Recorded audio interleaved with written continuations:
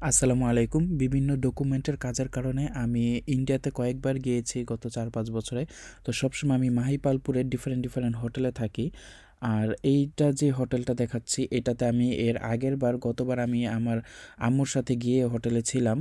তখন এই হোটেলটা আমার খুবই পছন্দ হয়েছিল। আর অ্যাকচুয়ালি আমরা বাজেট হোটেল খুঁজতেছিলাম, তো তারা আমাদেরকে অন্য একটা হোটেলে নিয়ে গেছিল। সেই হোটেলটা আমরা টাকা-টুকা পে করে দিছি, কিন্তু রুমে যাওয়ার পরে রুমে একটা ভাবসা গন্ধ, বিচ্ছিরি একটা অবস্থা, ওয়াশরুম খারাপ। এই কারণে আমরা বলছি যে না না না, ওনারা বলতেছিল ওনাদের আরেকটা ভালো হোটেল আছে। তো আমরা বললাম আচ্ছা ভালো হোটেলটা দেখান।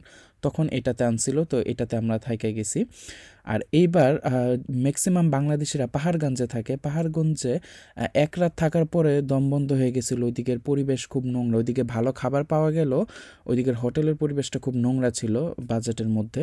তাই ওই হোটেলটা ছাইরে আমি বলছি যে না, চল এই আগের হোটেলে ফেরত যাই। তো আমার কাজিনের সাথে ছিলাম, আমি আবার এই হোটেলে ফেরত আসছি। এই যে অপোজিটে যে হোটেলটা দেখা যাইতেছে, এই বারান্দা, নোংরা বারান্দা, ওই হোটেলে আমরা উঠছিলাম আমি আর আমার আম্মু। ওইটাতে 600 রুপি আর এইটাতে হচ্ছে 800 রুপি, সো 200 রুপি। তো আমার মাকে যেহেতু সাথে নিয়ে গেছি, তো মাকে বলছি যে না, 200 রুপির জন্য তোমাকে কষ্ট করা লাগবে না, চলো আমরা ভালো হোটেলে যাই। তখন এই হোটেলে আসছি।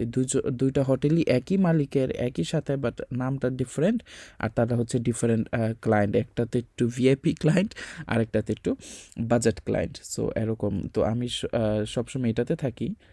খুবই সুন্দর একটা হোটেল, আবার খুবই কাছে মাহিপালপুরে যে এক্সটেনশনটা, মেইন একদম মোড়টা, মোড় থেকে খুবই কাছে হোটেলটা।